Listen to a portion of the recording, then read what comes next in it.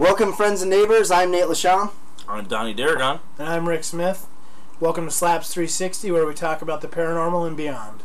The St. Lawrence Association of Paranormal Science is a team that basically uses our equipment and technology to give the best evidence back to the homeowner.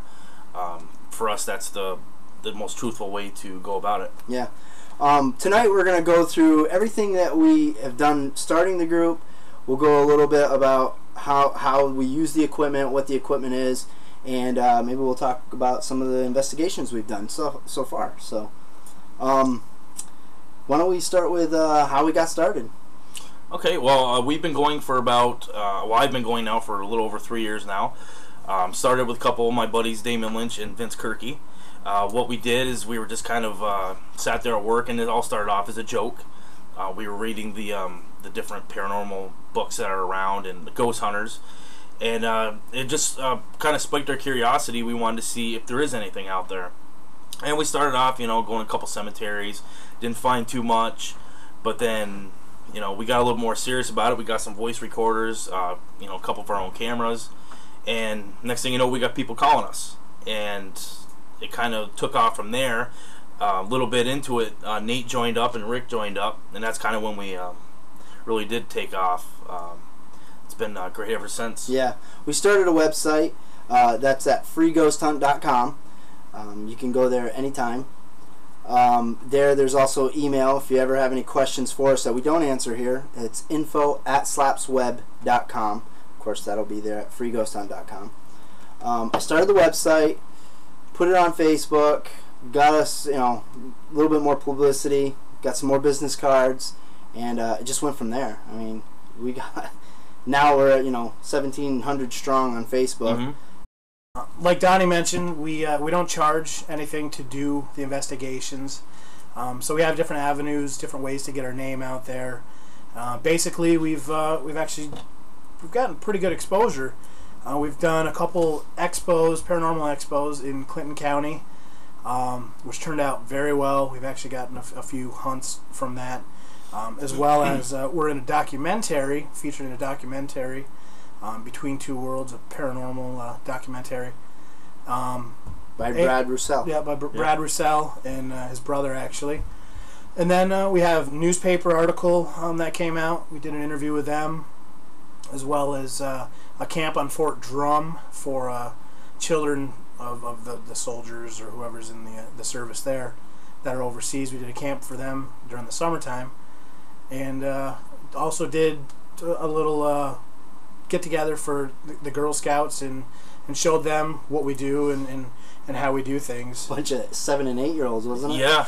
It was entertaining. Yeah. I think lastly we've done radio, did an radio interview. Yep. CKON. Yep. CKON that went very well too. So. And we'd like to thank all those outlets that have helped us. Absolutely. Bob, CKON, Bob Beckstead over at the paper. Yeah, everybody helps us. I mean, we're being a not-for-profit. We want to get out there and get our name out there to help people and to do something that we love to do. So.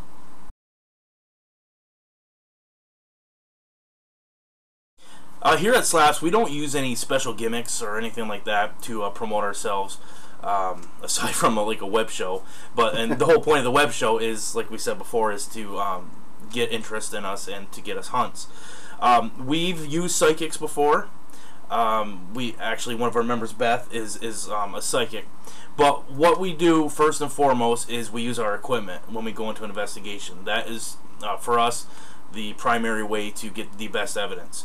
And we're going to show you a little bit of some of our equipment. These are called voice recorders, and records EVPs, which is electronic voice phenomenon. The theory behind it is when we go into a house, we set these down, and it kind of basically we're going to pick up a voice on here that isn't ours. It's from a different frequency, and generally we can't hear the voice coming while we're there. But when we go over the evidence, we're going to be able to hear it on here. And for me, and I think we can all agree that these little things right here cost like $45-50 at the store, but this is almost the best equipment you can have. Yes. Aside from your own senses, because we have caught a lot with these, and here's a couple of examples. But he went to the other room. It at best brushed by it. We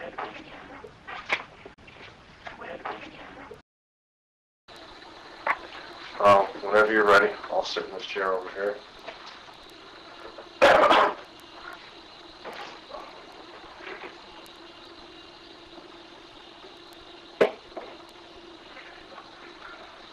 Where you gonna sit, brother? Right here in the... Where you gonna sit, brother?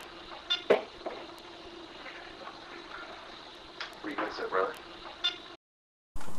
Now, some of the EVPs that you just heard are just a fraction of, you know, the amount of hours we actually had these running. Not every time do we get EVPs.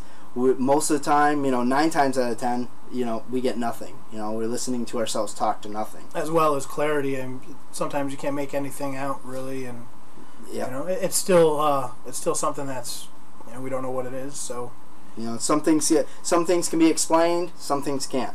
A lot of times we have to go over and over just to, you know, find out that a little scratch on the table was, you know, Donnie, and we thought it was a voice at first. Mm-hmm.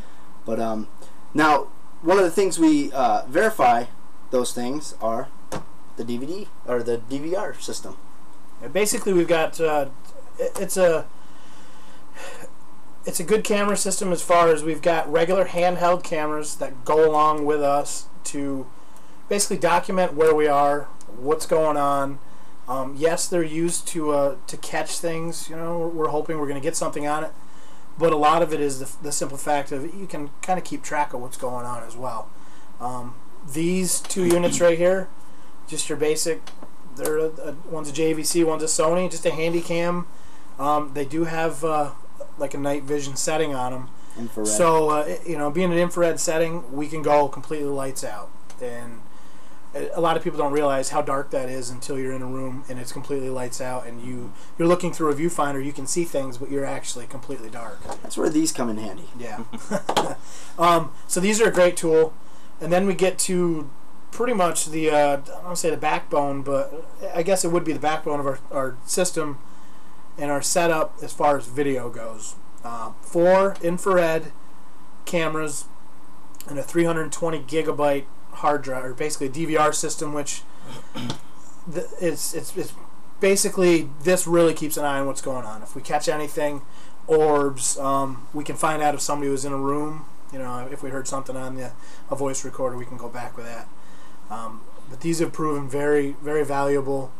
Completely night vision, infrared, so we go lights out. The one thing we don't have up here is the monitor. We actually have a monitor that one of us or whoever's investigating at the residence will sit in front of to see what's going on. But it's just a regular computer monitor with 4 different channels on it.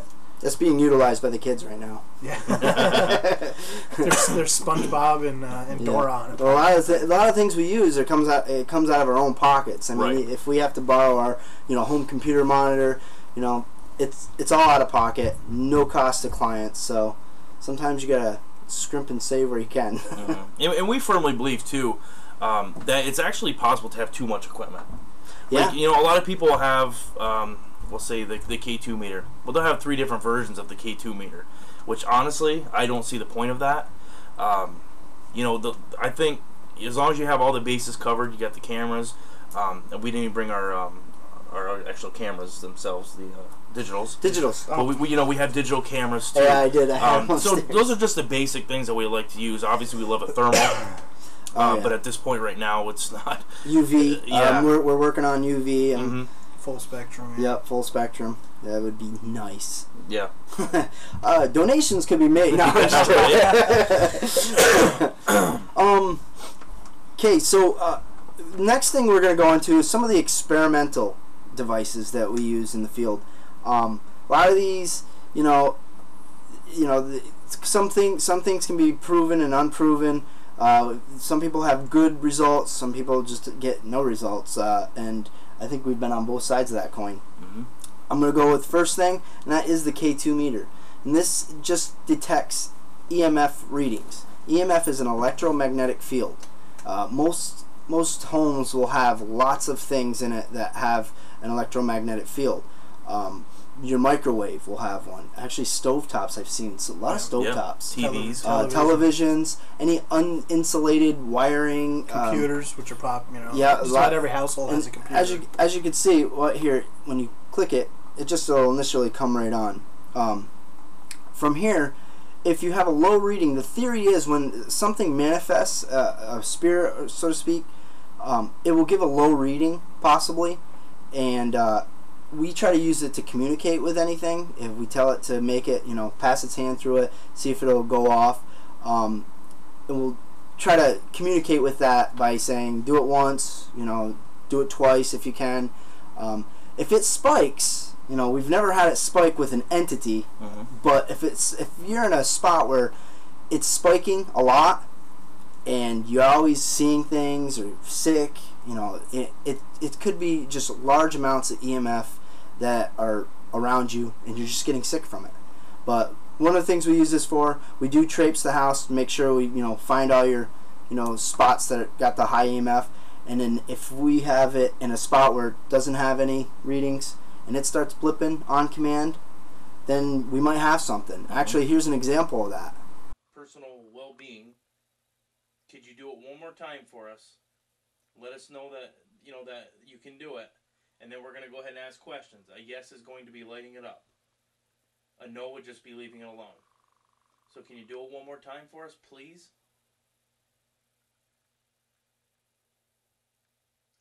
Oh my God. Okay, the next thing I want to talk about is the PX. This was designed by Bill Chappell. The theory around this is that it's designed to measure, well, not measure, but to read the energies and the environment around it. And supposedly that possible entities can manipulate it to form words. It has a dictionary database in it. It also has a phonetic database, and it also has a touch mode. There's a few modes. I'll go into a detailed description of this in a later video, possibly. But basically, it's kind of like this is what you hear, and you'll hear random, well, not random. You'll hear words, and we try to correlate them with any significance within maybe the research afterwards, and see if it might hold up some validity to whatever we capture that time. This is experimental. We're always working with this at short periods because we're not sure of it. The one thing I will say, it's not algorithm, because I know a lot of people will say that. And then secondly, there's this Radio Shack Hacks box. I don't know if I should say Radio Shack, but I'll blip that out if I can. This is basically a radio with the tuning feature prong taken out. Did it myself. Took like 10 minutes. And you put it on scan, and as you can see, it just scans. And the theory behind this is that with the white noise scanning, that you can actually have direct contact with any entities, and they can actually say words to you. We've only worked with this minimally, and it hasn't proven very many results. So that's it for experimental. There's always lots of devices out there. Basic radio system. A communication system for talking when we're on different floors. Yep. Different areas of a house. That's your walkie-talkie. Standard issue, along with your flashlights. And I think that's that's it for our equipment as of yet. We're always looking for new stuff. We're always trying to come up with new ideas. I built an IR light, which is missing in action right now. But we're always looking for new ideas. If you have any new ideas, if you have anything that you would like to, like us to try out, you can email us at info@slapsweb.com, and you can find that at freeghosthunt.com on our website.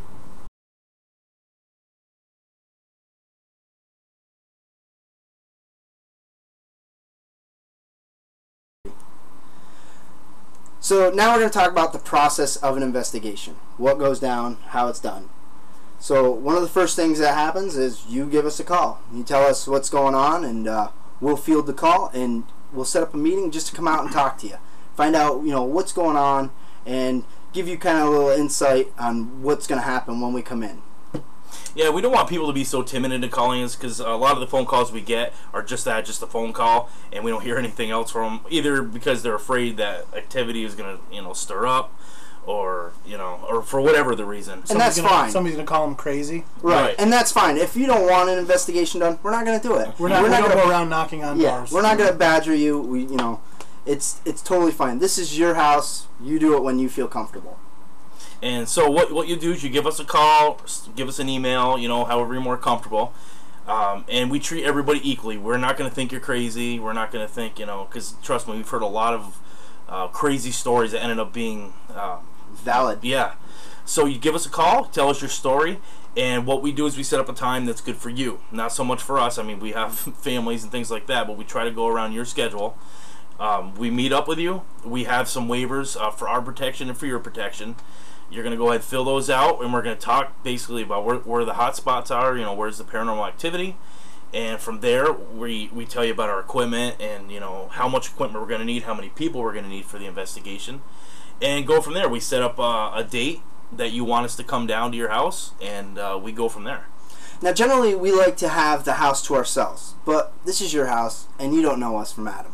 So that's totally fine. But we do like to keep it limited. If it's one person at the most, I mean, that's what we generally like. We don't want to show up and it's the whole neighborhood ready to watch like a show, because it's not Slaps 360. This is Slaps 360. Right, right. But so we like to keep it as minimum, just to contain people, pets, animals.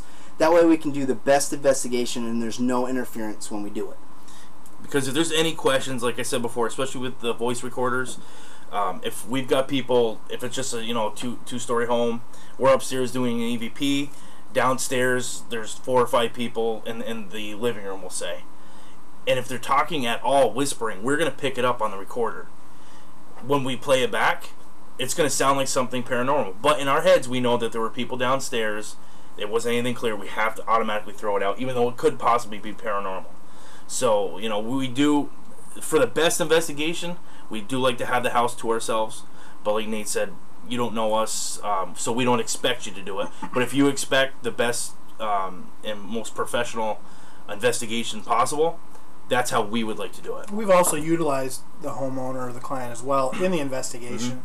Mm-hmm. Actually, to be used as almost like a trigger object, I guess. Right. And we've shown decent results with that. We've had some interaction and some activity that was actually pretty stellar evidence. So, and this is, keep in mind, this is all confidential. We're not going to spread your name out there, your address. That's not what we're about. This is, we want to do this to keep you comfortable. Do it on your terms. We're just going to be there doing our thing. It's something where we want you to feel that we came in, did a professional job, got in, got out, and it carries over into the later part, which is actually the after the investigation. Mm-hmm. Actually, he mentioned trigger objects, or not objects, but people. We did an investigation in Chattagay, New York, where we had that utilization, where the homeowner stayed with us, and we actually got some great evidence. Actually, why don't you tell a little bit about the beginning stages of Chattagay? We did Chattagay a couple times, so it wasn't... Yeah, the Chattagay house was one of our top investigations so far. Like Nate said, I think we've done it 4 or 5 different times. Yeah. Well, just to give you a brief history of it, we got a call from a man stating that his daughter was seeing a man come out of the closet in her bedroom, playing with the toys, disrupting her at night, wouldn't leave her alone.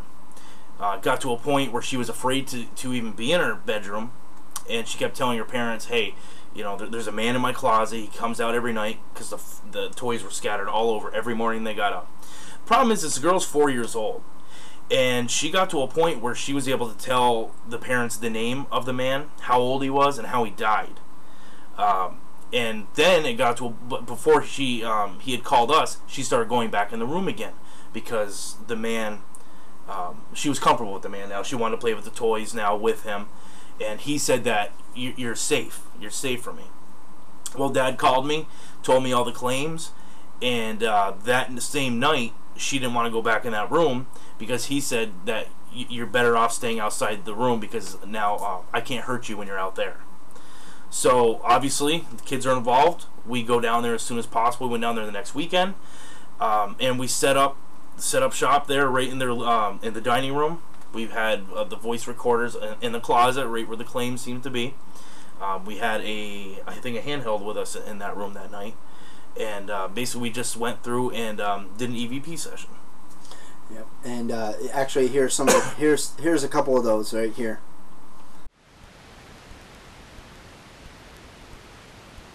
Just need to make it a little louder so we can hear you.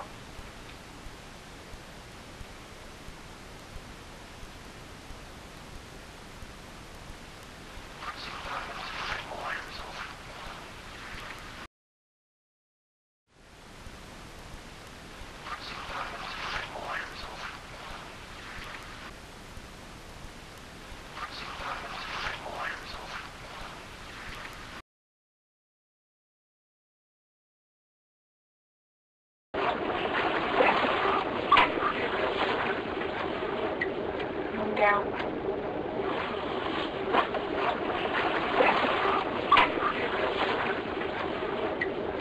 Down.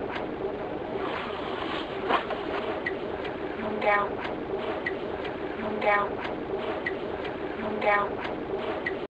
Right. So the first EVP you just heard, that was the one coming from the girl's bedroom, from the closet. That actual EVP I heard while I was sitting on the bed.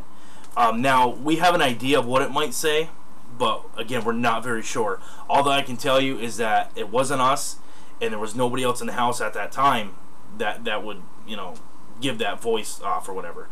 And also in the second one, there was no women present in the house that night. The homeowners actually took off for that investigation.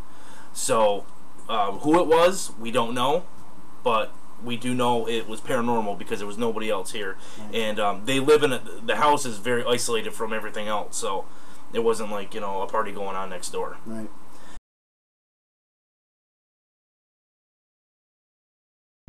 Now, sometimes in an investigation, as the Chateauguay, we did get a lot of results from the recorders and with the flashlight. But we did have a case here in Messina, which I believe was equally as impressive as the Chateauguay house. But a lot of this one here, it was a lot of personal experience. Now, some of the claims were of a small child downstairs in the homeowner's bedroom that would pretty much hide under the bed, run in the room, hide under the bed. There was also I always keep thinking a woman in white. Was there? Yeah, an older woman. A woman in white, an older woman. Yeah. There's a male figure there. And a male figure, yep. And it was nothing. They actually have 3 kids. Was it 2 or 3 kids? 2, I think. But the kids out. I think the toys were going off too. I believe at one point. Yeah, a lot of randomness with the toys just going off for no apparent reason. So I mean, they weren't scared when they called us, but they were basically in wonder of what could this possibly be. Curiosity. Mm-hmm. Yeah. So what happens? They call us up. We set up. I mean, the nicest people you could ever meet. We go set it up for I think for the following week again on this one, and again we just used our equipment here. But what happened it was Nate and I when we were in the bedroom, the downstairs. It was probably one of the weirdest, uncomfortable feelings I've ever had in an investigation. We'll show you the clip here in a second. Nate was on the bed, laying on the bed with I think it was a Sony camera, and we had the K2 meter, which was laying on the bed, and you can see me off in the corner sitting on a chair, and we were just doing a regular EVP session, just kind of. Basically, I think we were quiet for a lot of the time too. Mm-hmm. We had a baby monitor going because they said that they hear things on the baby monitor.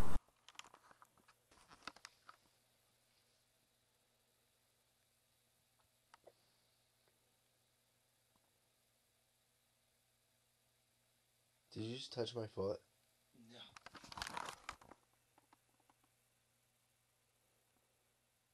You have your shoes off now. Yeah, but it felt like something tugged on my shoestring.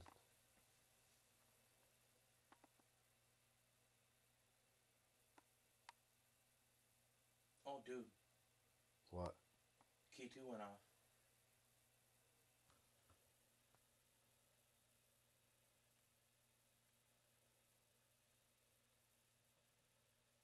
Try moving your feet around, Nate.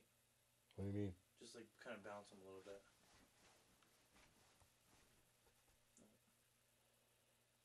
Just making sure that.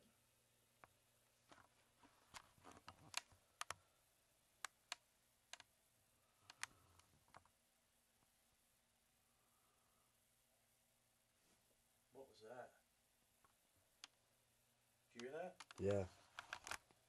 Was that on the radio? Mm-hmm. Sound like a cough or a... Rick! What? Did you just cough? No.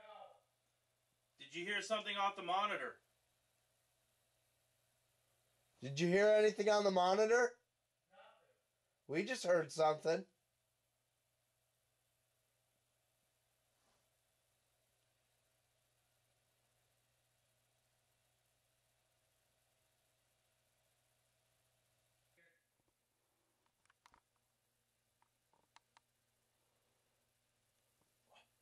What? Goosebumps. Dude. What?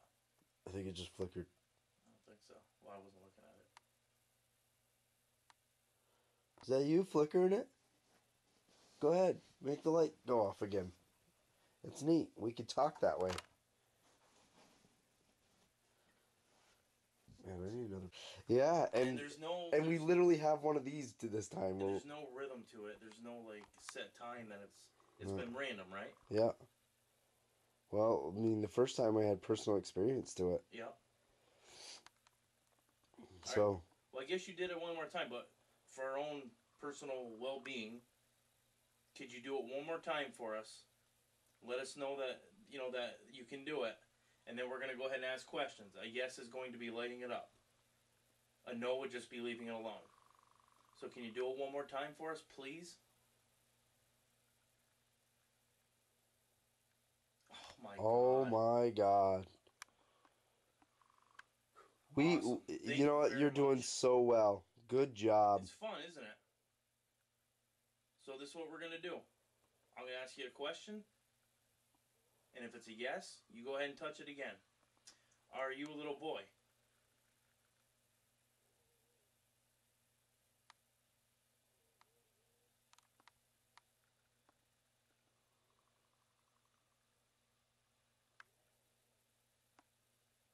Okay. Are you the man or woman that Megan and others have seen down here?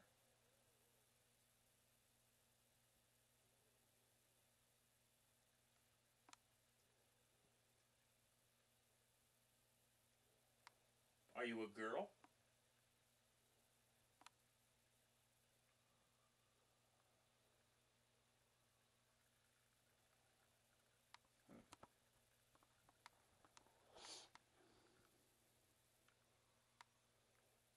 Okay. Can you see us here right now? Oh, wait. Interesting. I wonder if it has something to do with yours. What? Your camera. My camera? Yeah. Why? Because it just went off again. No, I know it went off. What do you mean the camera? Well, I don't know. Could it be something with the camera that's making it go off? No. I can't remember. So, you can see us right now?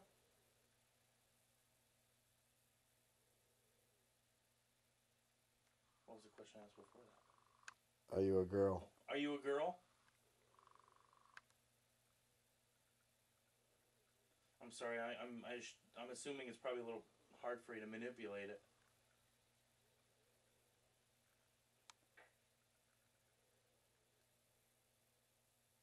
It just went off. Okay. It's going off pretty actively, though. Mm-hmm. More so than what it was. Yep.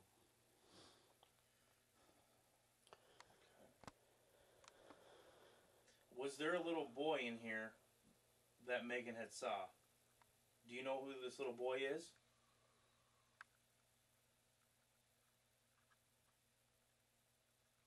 That's kind of two questions.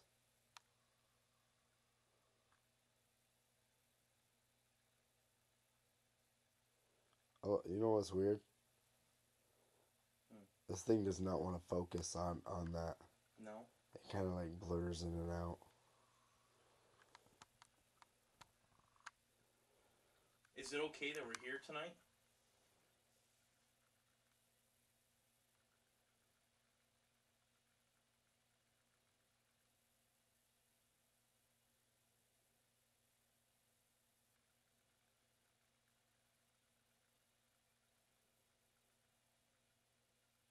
Do you want us to leave?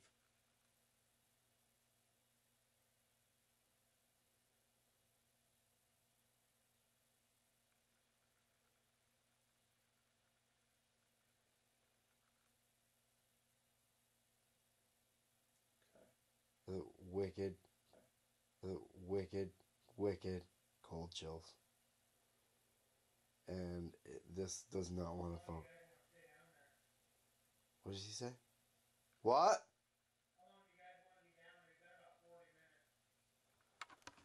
We're actually getting some response on the K2. Wow, we've been here 40 minutes already? That's just Rick upstairs. So are you in the room here with us right now?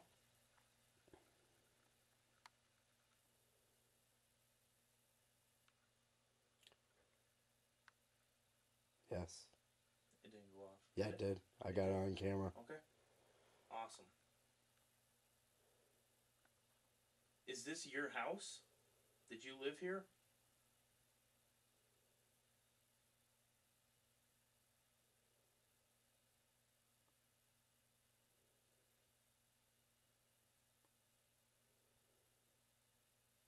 Yeah, just went off. No, it didn't. Yes, it does, dude. I'm watching it. I'm staring at it.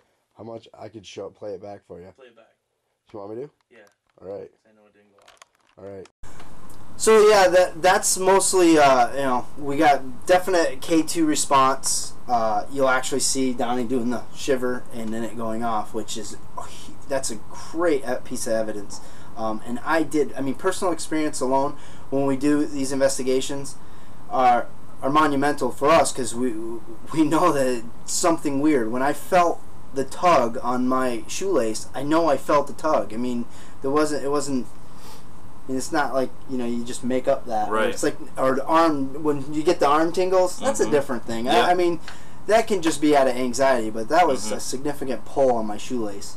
I know that, didn't you have some also experience there? Yeah, I think you and I were headed upstairs, and you were in front of me, so I was the last one down. And as I took about 3 steps out of the room that you guys had the experience in, and I could swear that I heard footsteps, and somebody was right behind me. I heard footsteps, and it felt like somebody was right there, literally breathing on my neck. And immediately I told Nate, I was like, man, there's something's right behind me. Turned around, walked in. There's actually a room, I think it was like a bar room, or like a game room. Yeah, a game room. Walked back into that and took, we took a look around. Didn't see anything. It was just, a personal experience like that. And that's the first one I've had, so, it's along that line. So for something like that to, to get me going, you got to chalk it up as, it's interesting, that's for sure. So now we've done the investigation, and we've done the hours and hours and hours of review, which is hours and hours and hours of review. Now we present it with you, to you, I should say. Along with that, we do the research, and with that case that we just talked to you about, there was claims of a child, an older woman, and an older man. When we went and did the research, I got a connection to a child in the family that owned the house that passed away at a young age. A woman, and actually the connection with a woman was actually very valid because the doily. She found there was a doily that they found when they moved into the house. And I think she had a psychic go in prior to us. She had a psychic going in. Saying something about the something to do with the doily that was hers and whatnot. And of course, I found her name in there, and she just happened to be the local seamstress. Connection. And of course, the older man. I don't think we got any evidence or any presence of him that night. Well, maybe the footsteps. Who knows? That could have been him. Yeah, because it didn't seem like a child. It was. But and I found him also. So, I mean, the research is key. We do the research after the investigation. I mean, basically, so we don't. I mean, we have the claims, but we don't have the actual facts seeded into our minds. If they tell us they have claims of a child, and then we do the research beforehand and find that it was an older man, then the claims and the research conflict with each other. Right. Or if you find that the research lines up and you do it ahead of time and you do find out it was a child, they have claims of a child, you're going to go in there and chances are you're going to be looking for something to do with children. You're going to come out with something that you can chalk up to having to do with children. So that kind of taints our evidence a little bit. And you're going to ask all the wrong questions when you're doing EVP. I mean, there's so much you could be missing out on, Now, there's many ways to do investigations. There are many groups that do it differently. No one way is more right than the other. It's all experiments. I mean, we're all out there just trying to, find any proof there is in the afterlife. And the way we do things, it works for us. Something we're comfortable with. We go by experience of what we've gotten the best results from. And like with the personal experiences, we don't ever issue that as evidence, but we really are. We pride ourselves on integrity, and when we say that something happened, I mean, we expect people, or would like to expect people to believe us, because we're not going to go out and, like we said before, we throw away a lot of EVPs because it could be something else other than paranormal. Yeah, just basic evidence is right, and we're not doing any justice to anybody by saying, well, it might be paranormal. The 2 cases we've shown you with evidence are only 2 cases out of 100. I mean, there are a lot of clients we go, sorry, we just didn't find anything. We can definitely come back, and it depends on the client at that point, but I mean, we're never going to embellish. We're never going to lie. If we don't find anything, we're not going to try to stretch the truth just to find something for entertainment. We strive to go back to do another investigation. The entertainment portion is our camaraderie here. Yeah, we've got just nothing call us to for gain. An investigation. You'll see. Yeah, we've got nothing to gain by altering evidence. No. And unfortunately, there's a lot of groups out there that do. But we don't do that. We just our main goal is to help out people. They're taking a big step by calling us, and so the only thing we can give back is going there, giving 100%, and giving them actual credible evidence. Yeah. If we don't stand behind it 100%, and if it's something that we feel there's any explanation for at all, it's gone. Now, we did the investigation, we did the evidence, we showed you the research. Is your name going to be on TV, Slaps 360, in the newspaper? No. It is completely confidential.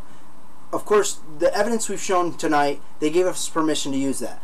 Obviously, the one case we told you is Messina. That's as much as we're going to go with that. There's no names, there's no addresses. Chateauguay, actually, they gave us permission to use their names. They were fine with it. But for the most part, we're not going to be in the business of issuing out those names, even if they really want us to. It's not for entertainment, for our gain. It's just information for you to see that it is possible that there might be something out there. Whenever you're ready, I'll sit in this chair over here.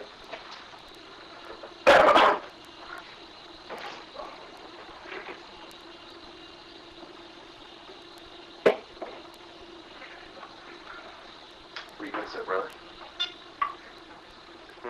Right here in the... Where you can sit, brother. Where you can sit, brother. So if you think you have paranormal activity, you can always call or text us at 315-600-8077. You can also visit our website at freeghosthunt.com. There you can email us info@slapsweb.com. This show was pre-recorded for WNTS here in Messina, but we do run a weekly live web show. It's every Monday at 9 p.m. You can check it out at slaps360.com. You can check it out at freeghosthunt.com, or you can check it out on Facebook for any updates. Highly recommend everybody tuning in. It is a live show. Anything and everything will happen. Yes. We've got live guests come on the show. You can call in, give us your thoughts on whatever we're talking about, or tell us to just shut up and talk about something else. We do giveaways. We have shirts, hats, hoodies, things like that we can give away. And we've actually given away some ghost hunts that you can go on with us. So I highly recommend tuning in, checking out live, and really appreciate everybody tuning in. Thanks for watching Slaps 360, the North Country's #1 paranormal show. I'm Rick. I'm Di. And I'm Nate. We're the only paranormal show.